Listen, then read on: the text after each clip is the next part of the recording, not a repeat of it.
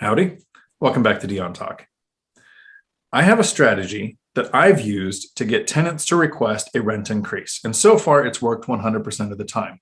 The reason I like to use this strategy is because turnover is very expensive if you own properties and have tenants.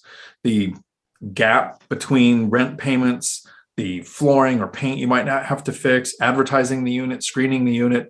As a lazy investor, turnover is the enemy. I've reached out to some friends who have rental properties that have used this strategy, and I want them to come on here and share how it's worked out for them. So today I have Matt, who actually lives kind of close. He invests in the same area that I do. Just used the binder strategy to get his tenants to request a rent increase. So I'm going to ask a couple quick questions, Matt. What type of property is this? This is a 3-bedroom single family home. Okay. And you invest here in Washington State. So you're in Lacey? Yep. You live close to the rental? Yeah, I'm just 3 miles down the road. Okay. Do you self-manage or do you have property management? Self-manage. Okay. That's something we have in common. How long have the tenants been in the house? These tenants have been there for 2 years. Okay. So they've been there 2 years and you're renewing a lease. Correct. Okay. So you're using what we call the binder strategy on existing tenants. Yep. Normally, I've used this on inherited tenants when I buy a property and there's already somebody living there.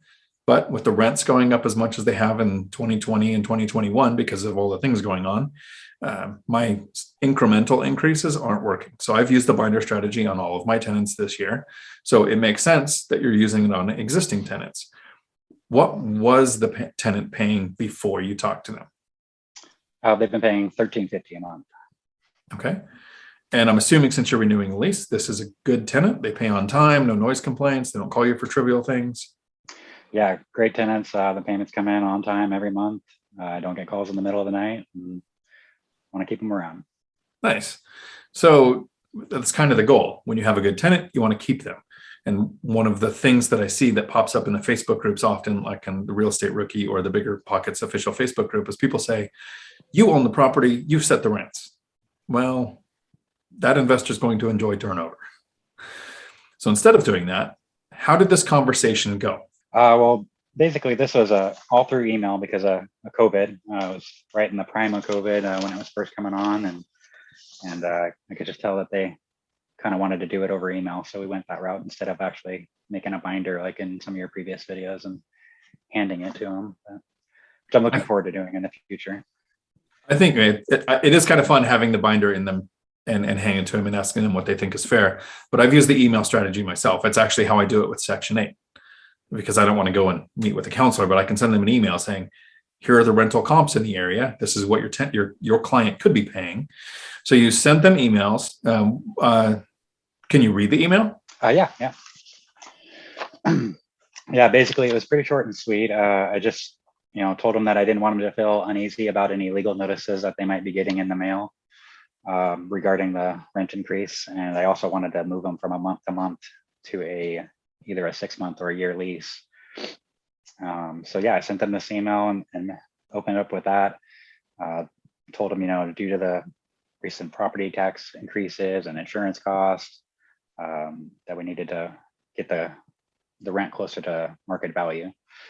So I went to Rentometer, like you suggested in your other binder method portfolios, and got their free membership and got the report. I attached that to the email and encourage them to look on Craigslist and however they would search for rental normally to compare rents and get back to me with what they thought was fair. Okay.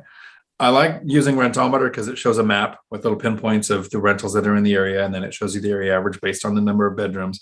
So it basically spells everything out. I'm impressed that living in Washington, you have a single family house, you're able to get to cash flow. Someday I may buy another single family house, but not today. Because from everything I see in Washington, they just don't cash flow. A lot of investors look at buying a property based on where the rents are at.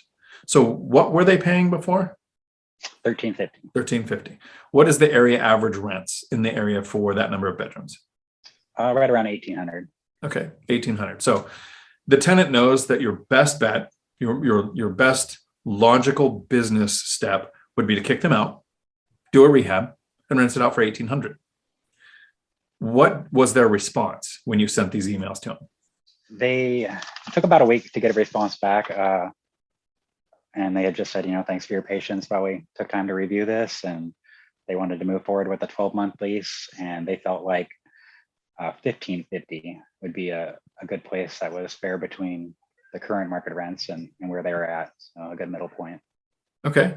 A lot of landlords will look at a 5 or a 10% rent increase. So at $1,350, you're either looking at what, $67.50, or 10% would be $135. So a 5 or 10% increase would not be as much as you got the tenants to request the rent to go up. Yep. They asked for a $200 increase, and they think that's fair. It's not quite the $1,800 you could get if you took the time to get them out. You spent the $2,000 to $7,000 on a tenant flip, fixing flooring and paint, took the time to advertise, took the time to screen, got new tenants in there, dealt with all the turnover. Instead, you have tenants who've been involved in a conversation that got to request the rent increase to be $200, and they're happy. And you solved another issue. You said they were on month to month and you wanted to get them onto a longer lease. That's really helpful when you go to buy the next property. Lenders are going to look at rental income. As long as you have it on your tax returns, they will look at the rental income from properties you have now. When you go to buy properties, if your debt to income ratio gets close, lenders can actually look at the rental income on the property you're buying. But one thing they usually ask for is at least 3 months remaining on existing leases.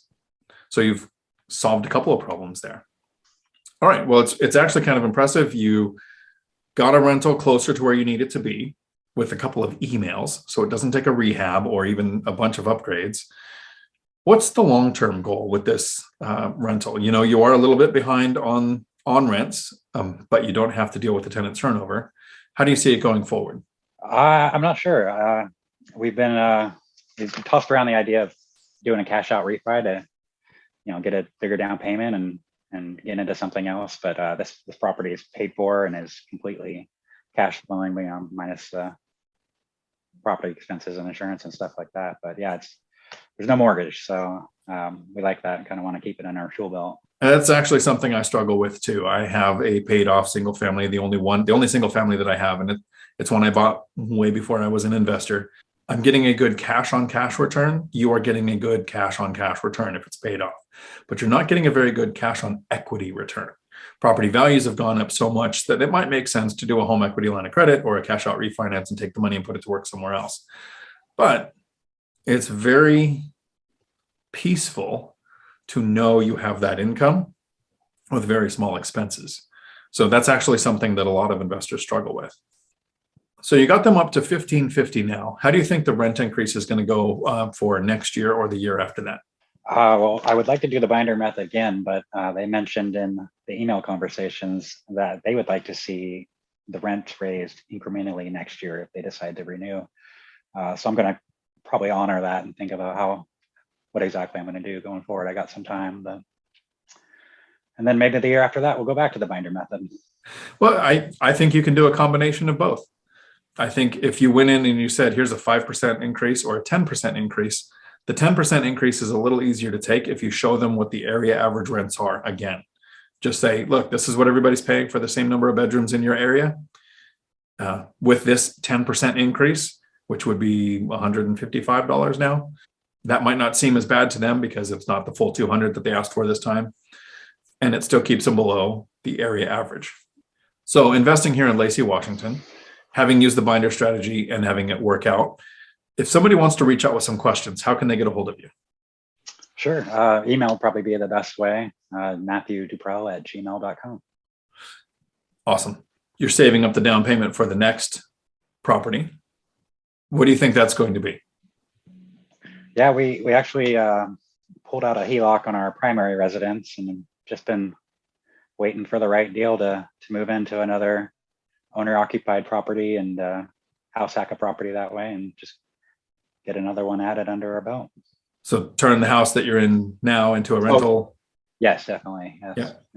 And then house hack into the next one. It's a strategy that I used. And so when we're successful at something, we tell everybody else, this is how you do it. But it really does work, especially if you house hack a small multifamily where you live in one unit, rent out the other, turn this house into a rental. Right about that time, I think the income snowball will start kicking in, and you'll start having cash flow that piles up, and you start having to look for properties to put that money to work in. And that's a terrible problem to have. Yeah, sounds like it.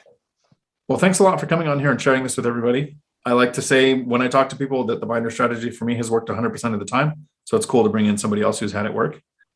Yeah, thanks for having me. Until my next video, thanks for coming to my Dion Talk. We're sorry, the number you have dialed is not in service at this time.